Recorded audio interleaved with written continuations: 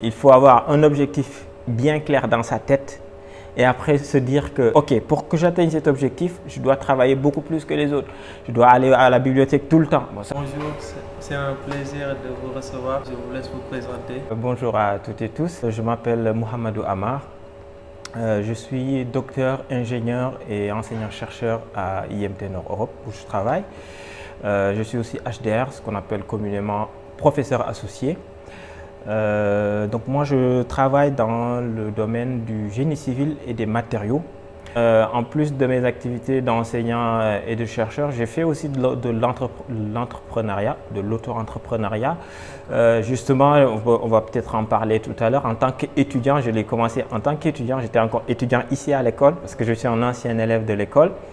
Et je me suis levé un jour, je savais que c'était quelque chose qui pouvait être très intéressant, de me lancer dans des projets. Et quand j'ai eu l'opportunité de le faire, j'ai pu commencer à travailler sur de vrais sujets avec des entreprises. Et ça m'a permis de gagner en expérience, de gagner aussi un tout petit peu d'argent.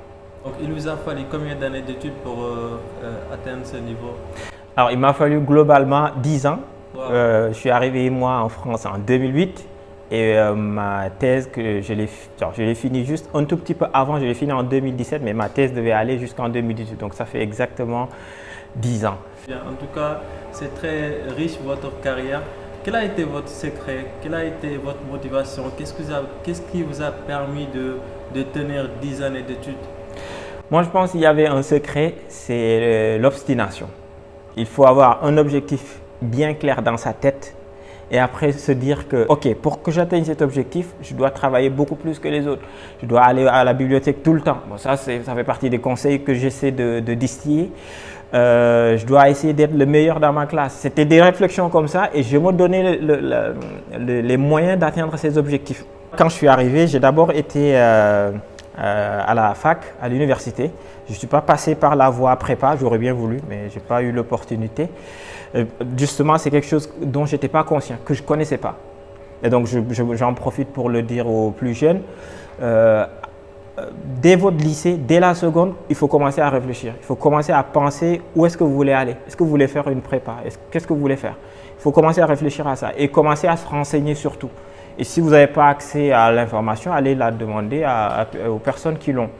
Donc moi je suis arrivé, voilà, je ne savais pas qu'il y avait les prépas, malgré tout, c'est pas un problème. Donc je suis parti à la fac, j'ai d'abord fait là-bas une licence en mécanique, génie civil.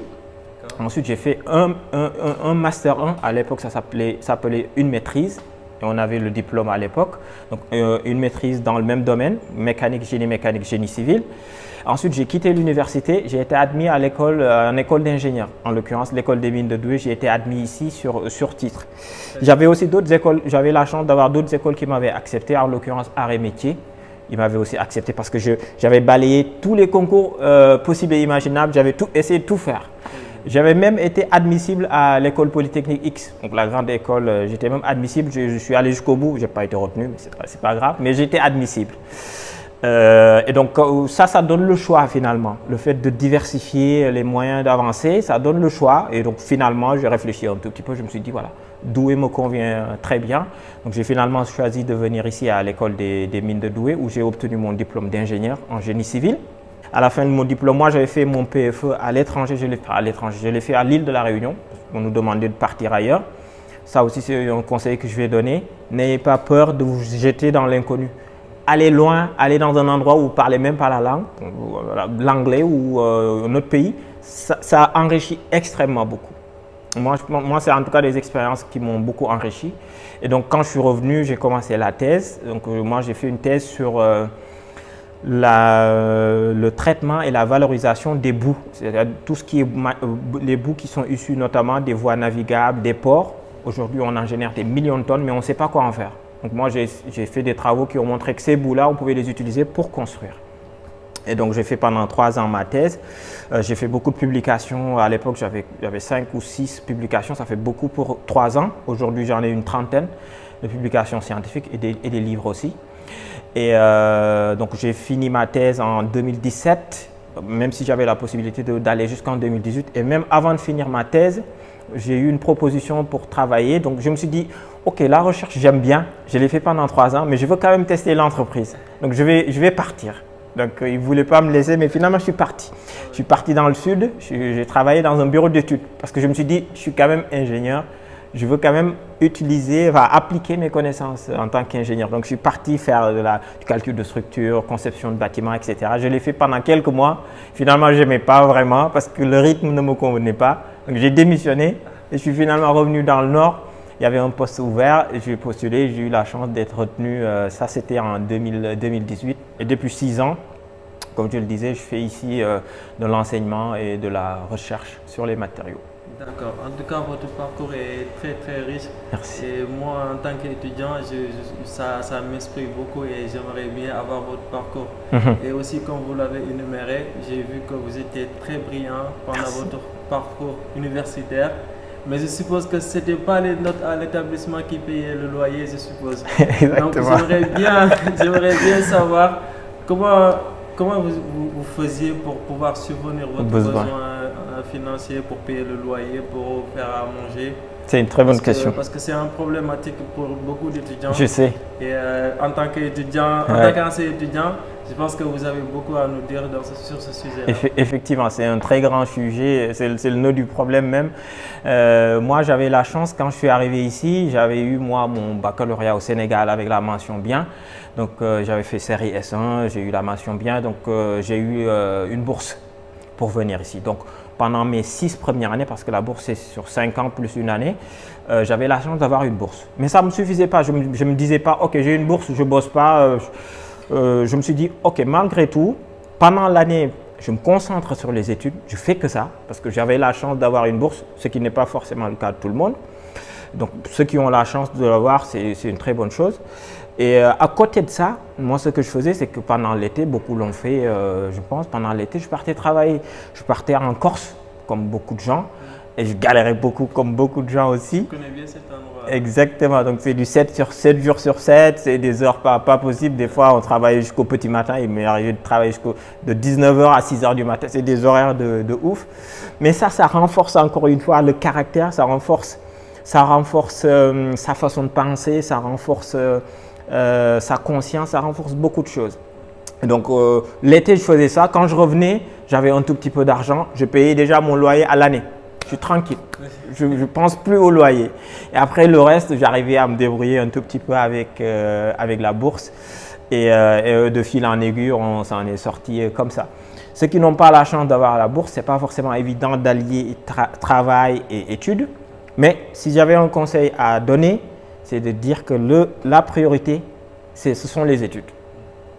Si vous avez la possibilité de travailler, il faut travailler bien sûr pour subvenir à ses besoins, mais dans une certaine limite. Un étudiant n'est pas censé être riche. Un étudiant, il est censé trouver des moyens de vivre correctement, mais sa priorité, ce sont ses études et il deviendra riche plus tard. Mais il ne faut pas se dire, parce que quand on arrive, on voit des sommes faramineuses, on se dit, waouh, je ne vais pas louper cette somme, je vais aller travailler à des heures pas possibles. Et encore avec les problèmes que ça peut générer du côté de la préfecture, moi je conseillerais à personne de travailler un nombre d'heures qui n'est pas indiqué. Si vous avez la possibilité de travailler, faites-le. Ça vous permettra de vous concentrer dans vos études. Mais voilà, il faut mettre une certaine jauge et vous concentrer sur vos études. 5 ans, ça passe, 5 ou 10 ans, 5 ans, ça passe extrêmement vite. Et après, voilà, si vous avez la possibilité d'avoir une carrière professionnelle, l'argent, ça arrivera, ça viendra. D'accord, très bien. En tout cas, merci pour les conseils que vous nous donnez. Nous, en tant qu'étudiants, on apprend beaucoup et je suppose aussi que ceux qui nous regardent, ils sont en train d'apprendre de notre cher professeur. Et maintenant, j'aimerais bien qu'on parle aussi, après les études, l'insertion professionnelle. Parce que ça aussi, c'est une problématique pour beaucoup d'étudiants. Quand tu viens de finir ton diplôme, peut-être d'ingénieur ou doctorat, et tu es censé avoir des responsabilités, tu es censé avoir peut-être des Français sous ta responsabilité. Comment l'étudiant étranger doit s'affirmer ou bien doit même s'imposer dans l'entreprise après ses études dans le milieu professionnel? C'est une très bonne question. Moi, je pense que l'insertion professionnelle commence déjà à l'école. Je veux dire à l'école ou à l'université, c'est pendant sa formation, notamment par les stages. moi je considère que la personne commence à s'insérer professionnellement dès l'instant où elle commence à faire des stages. Moi je pense que c'est le point de départ. Donc ce n'est pas un point de détail, ce n'est pas quelque chose à négliger. Choisissez bien vos stages, ça constitue la base de votre future vie professionnelle. Et y accorder le maximum d'importance et essayez d'apprendre le maximum de choses durant vos stages et faites-en le maximum possible. Si vous pouvez faire 16, 20 mois sur tout le long de votre cursus ou plus, faites-le, ça ne sera que bénéfique. Ça, c'est la première chose. La deuxième chose, c'est que quand vous arrivez au bout de vos études et que vous voulez intégrer le marché du travail, vous avez deux choses. Vous avez vos petites expériences durant vos stages et vous avez vos connaissances fondamentales ou théoriques. Ces connaissances fondamentales ou théoriques, les entreprises, ça ne les intéresse pas forcément. Parce que ce n'est pas ça qui va faire les projets. Ça va contribuer à faire les projets. Mais ce qui vont regarder vos compétences, c'est surtout vos expériences, vos petites expériences. Qu'est-ce que vous avez déjà fait? Et ça, ils vont le regarder de façon assez précise. Si vous avez débarqué chez moi, quand je recrute des stagiaires, ils débarquent ici, ils me disent « Ok, moi, je ne connais pas du tout ce que vous faites, je n'ai jamais touché au béton, je ne sais pas du tout ce que c'est qu'un déchet, je ne vais pas le prendre parce que je ne vais pas pouvoir le former sur tous ces sujets-là. » Mais s'il vient avec un certain minimum de bagages, il m'a dit « Ok, j'ai déjà fait un stage, c'était court ou un projet. » où on a déjà parlé du béton, on a déjà fait des caractérisations. Là, je dis, OK, au moins il a une base, je peux essayer de faire le complément. Les entreprises, ils vont aussi avoir cette façon de réagir, de réfléchir. Donc, vos stages déjà, vos expériences, je vais dire, vont être déjà un élément discriminant et vont vous guider vers tel ou tel chemin professionnel. Autre chose, c'est que quand vous arrivez au bout de vos études et voilà, vous cherchez à vous intégrer professionnellement, essayez, les choses ont un tout petit peu changé. Aujourd'hui, beaucoup de choses fonctionnent sur les réseaux sociaux professionnels de type LinkedIn. Beaucoup de gens peuvent les négliger, mais c'est des plateformes extrêmement puissantes, extrêmement importantes, où l'image qu'un recruteur peut avoir de vous peut finalement venir de votre simple page LinkedIn. Donc, ce n'est pas des choses à prendre au détail en tout cas. Moi, quand je vois une candidature, elle m'intéresse, je vais aller voir son profil LinkedIn. C'est classique. Et beaucoup de recruteurs, c'est ce qu'ils font. Ils vont essayer de voir si votre profil les intéresse, ils vont essayer de voir.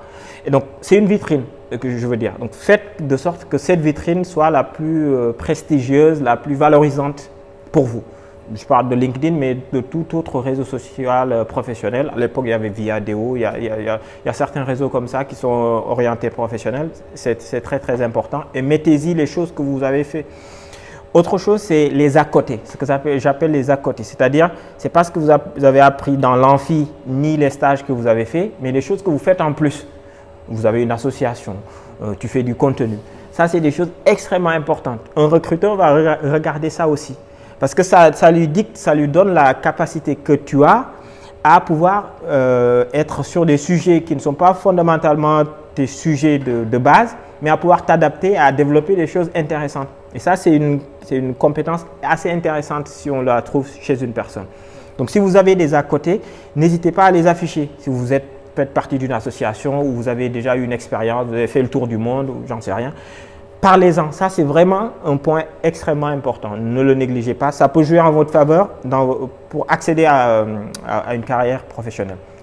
Et donc, pour revenir à ta question, une fois que vous avez réussi à trouver un poste, maintenant, il faut s'affirmer. Il faut s'affirmer et que dans une entreprise, c'est une organisation pyramidale. Chacun doit trouver sa place. Une fois que vous identifiez votre place, vous n'avez plus le besoin ou vous avez même peut-être l'interdiction de vous écraser devant les autres. Il faut vous affirmer. Après nous, ce qu'on a, un jour j'en ai parlé avec un collègue ici, mais qui est d'une autre culture, qui me disait finalement, les Africains, des fois, les Sénégalais par exemple, ce qu'on a comme problème, c'est notre timidité. On ne regarde pas les gens, on ne veut pas parler fort, on ne veut pas froisser les gens. Et ça, c'est notre culture. Quand on parle avec une personne un peu plus âgée, il y a une certaine forme de respect qu'on met au-dessus. Ces choses-là, ça ne marche pas en entreprise. On n'est pas, on n'est pas dans cette logique. On travaille, c'est un lieu de travail. Chacun a sa place. Il y a le chef tout en haut Après, de façon pyramidale, chacun a son positionnement. Donc les gens, si vous êtes en charge d'une équipe ou d'une ou deux personnes ou plus, vous êtes censé les manager. Vous les managez de la manière la plus bienveillante possible, bien sûr, mais que chaque chose soit à sa place, quoi. Si des choses doivent être exécutées parce que tu donnes tel ou tel ordre ou tu formules telle ou telle demande, ces demandes ou ces ordres vont être exécutés, point barre. Mais il n'y a pas de situation de conflit, il n'y a pas de situation de… Voilà. Mais il faut que les choses se passent comme elles doivent se passer. Et ça, il faut le faire comprendre aux gens. On n'est pas dans une attitude délictuelle ou une attitude belliqueuse, mais on est juste dans une attitude de travail. Chacun fait son travail, les choses avancent et tout le monde se porte très très bien. Et ça, il faut le dire aux gens de façon claire, les yeux dans les yeux, de façon bienveillante certes, mais de façon claire et précise. Et les choses se passeront très très bien. Exact. Parlons maintenant du Sénégal, parce que je suppose que vous aussi, vous avez une dose de patriotisme. Ouais. Quelles sont vos perspectives personnelles et aussi quels conseils vous donnerez aux étudiants qui ont des perspectives de retour au pays? C'est une très bonne question. La première, je vais commencer par la deuxième question justement, aux jeunes étudiants qui ont eu des ambitions de retourner et qui viennent de finir. Moi, le conseil que je donnerais, c'est s'ils ont la possibilité d'avoir un tout petit peu d'expérience d'ici, de travailler, ça va extrêmement les renforcer en termes de compétences, de connaissances. Et une fois qu'ils ont ces bases-là, moi je leur conseillerais, s'ils ont l'opportunité de contribuer au développement du Sénégal, de le faire. C'est une très bonne chose. Partir juste après les études, c'est peut-être pas forcément le plus adéquat. Après, les parcours de chacun peuvent être différents. Je connais des personnes qui l'ont fait, ça leur a très bien réussi. D'autres l'ont fait, finalement ils sont revenus. J'ai vu beaucoup de cas. Mais moi, ce que je considère être la meilleure option pour quelqu'un qui prévoit à un moment donné de sa vie de rentrer au pays, c'est d'essayer d'avoir un tout petit peu d'expérience ici. Parce qu'ici, on a tellement de moyens. Et là, on a la possibilité de travailler sur des sujets extrêmement avancés. Et une fois qu'on a ces expériences et ces connaissances, les mettre à profit du pays s'il y a la possibilité de pouvoir retourner par l'entrepreneuriat ou des projets d'envergure au Sénégal. Ça, je pense, c'est une très bonne chose. En plus du fait que il faut garder en tête que nous qui sommes venus ici en tant qu'étudiants, le Sénégal nous a quand même financé nos études. Elle nous a permis de venir ici. Donc, ça peut être légitime, en tout cas, ça peut se comprendre de dire, OK, à un moment donné, il faut essayer de contribuer à développer le pays. Sous toutes les formes que ça peut prendre, je pense que c'est une très bonne chose. À titre personnel, moi, j'ai fini mes études, je suis resté ici pour travailler. Je considère que je ne suis pas encore vieux, on va dire. Et si j'ai la possibilité aujourd'hui de pouvoir contribuer à tout le bouillonnement dans le sens bon du terme, dans le sens positif du terme qui est en train de se passer au Sénégal où on sait que les choses vont pouvoir aller de l'avant. Des projets d'envergure vont permettre de faire du développement à tous les niveaux, développement économique, social, environnemental, à tous les niveaux. Si aujourd'hui, moi, le minimum d'expérience que j'ai eu ici, si ça peut bénéficier à pouvoir faire avancer des sujets extrêmement importants, je serais extrêmement heureux, sinon honoré de pouvoir contribuer à ça. Donc je reste bien sûr à l'écoute de toutes sortes d'opportunités ou de propositions qui peuvent aller dans ce sens. Ça en fera d'une pierre deux coups, le patriotisme d'un coup et de l'autre pour me permettre de pouvoir contribuer à développer mon propre pays. En tout cas, c'est très bien et je vous souhaite de trouver cette opportunité-là. Merci beaucoup. Parce que je sais que notre pays gagnerait bien que votre présence au pays. Et je sais qu'aussi avec votre expérience, avec vos compétences, vous allez apporter beaucoup à notre pays. Exactement. Et aussi, personnellement aussi, ça peut être bénéfique d'être proche de la famille. Bien sûr. Et bien sûr. L'émission tire à sa fin. Et j'ai juste une petite question. Est-ce que vous avez une anecdote en tant qu'étudiant qui est un peu rigolo ou drôle? Parce qu'il y a des petites anecdotes qui font rire. Est-ce que vous avez une anecdote à nous raconter? J'en ai plein, hein. Ça se bouscule dans ma tête. J'ai tellement vu ici. Un jour, je revenais du Sénégal Alors, je ne sais pas si je dormais ou je faisais quoi. En tout cas, j'avais la tête ailleurs.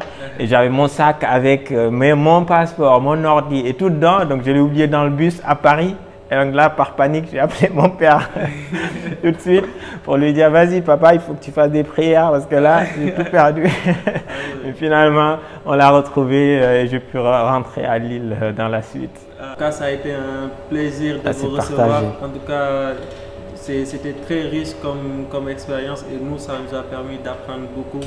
Et nous sommes très honorés de vous recevoir dans notre émission et vous étiez très humble et très modeste d'accepter notre invitation, de nous faciliter. Et pour la conversation, ça a été fluide. Super. Et aujourd'hui, on parle comme si on se connaissait il y a longtemps. Et aussi, vous nous avez facilité le fait d'avoir accès sur vous, de pouvoir vous poser plein de questions. Et à chaque fois qu'on vous pose une question, vous répondez avec brio. Et franchement, nous, on est très contents et très honorés. Et on vous souhaite bonne chance pour la suite. Et aussi, j'espère, on vous prie aussi de nous le souhaiter. Et l'émission, c'est votre émission. Si vous avez des contributions à faire, vous pouvez le faire et aussi faire votre mot de la fin. Et si vous avez quelque chose à dire aussi que moi, je n'ai pas eu l'occasion de vous le poser, vous pouvez le faire aussi. Merci Moustapha. Je te renvoie tous ces remerciements et paroles bienveillantes. C'est un réel plaisir pour moi de pouvoir avoir une plateforme où beaucoup de gens vont regarder et vont peut-être bénéficier du minimum d'expérience que j'ai eu ici. Moi, je suis extrêmement heureux, mais ça, je ne peux pas le décrire par des paroles, mais c'est profondément ce que je ressens, de pouvoir aider au sens basique du terme, soit par les conseils que je vais donner, soit par le parcours que j'ai eu, mais aider surtout les plus jeunes. Moi, quand je vois des jeunes qui ont une conscience tout de suite, qui se disent « Ok, moi je sais ce que je veux faire, je sais où je veux aller, je sais que je veux entreprendre, je sais que je veux développer des choses, je sais que je veux un boulot à un moment donné et je bosse pour ça. » Mais moi, ça fait tilt dans ma tête, je me dis « Ok, je dois pouvoir aider ces personnes-là. » Donc par mes paroles, j'essaie de le faire. J'essaie de le faire même, je fais des cours par exemple pour des étudiants à l'université Gaston Berger de Saint-Louis. Je le fais en ligne, ça fait maintenant 4 ans ou 5 ans. Mais je n'hésite pas une seconde de pouvoir les aider en leur disant « Ok, choisissez telle ou telle filière, est-ce que vous pouvez se déposer dans telle ou telle école ?»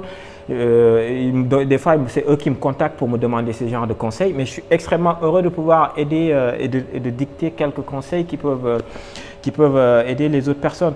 Et ce que je disais tout à l'heure, n'hésitez pas à demander à ce qu'on vous aide, à ce qu'on vous guide. Et pour ça, parlez de vos projets, parlez-en aux gens. Il y a toujours quelqu'un à côté qui sera content de pouvoir vous dire « Ok, pour aller faire vos études dans tel ou tel endroit, il faut commencer par cette étape. Il faut aller sur Campus France, il faut faire… » Il y a beaucoup de gens, ils n'ont pas ces infos, ils vont finalement rester dans leur coin. Donc parlez-en et les gens, ils vont vous aider. Vous recherchez un stage, parlez-en à tout le monde. Il ne faut pas être introverti en fait. Nous, c'est aussi ça un peu notre culture. Il ne faut pas être introverti, il faut être extraverti, on dit, ouais. Il faut être extraverti, il faut être expressif, il faut être le plus libre possible. Et puis se dire que ok, tout contact, tout échange que je vais avoir avec telle ou telle personne, ça ne contribuera finalement qu'à m'enrichir intellectuellement, socialement, culturellement. Et nous, on a la chance d'être ici. On va en profiter pour pouvoir emmagasiner le maximum de connaissances, contribuer au développement du pays où nous vivons. Si on peut contribuer à développer le pays d'où nous venons, on le fera également. Et j'espère que ces mots pourront aider. En tout cas, merci pour cette plateforme, pour la Dream Team qui fait un travail excellent. Toi aussi, on va dire une interview rondement menée, c'est ça l'expression. C'était extrêmement fluide. Le format est très très bien. Je t'encourage à poursuivre là-dessus. Je vais en profiter pour faire une petite pub avec une association que j'ai créée avec des amis, ça fait maintenant 4 ou 5 ans, qui s'appelle YouScience. Donc vous pouvez aller sur notre site youscience.fr et notre objectif, donc c'est une association à but non lucratif et l'objectif c'est de permettre à un maximum de personnes d'accéder aux connaissances au sens large. Au Sénégal ou dans des pays de l'Afrique et d'ici, on essaie de mettre en place des bibliothèques gratuites. On essaie aussi de donner des moyens informatiques au plus large, au plus grand nombre de personnes.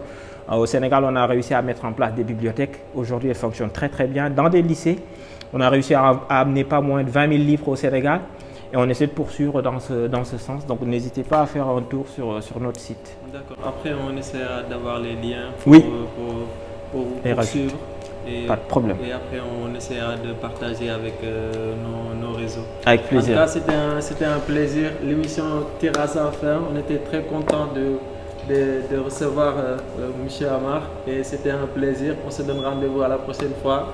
C'était votre présentateur Moustapha, votre fleur du mal. À la prochaine.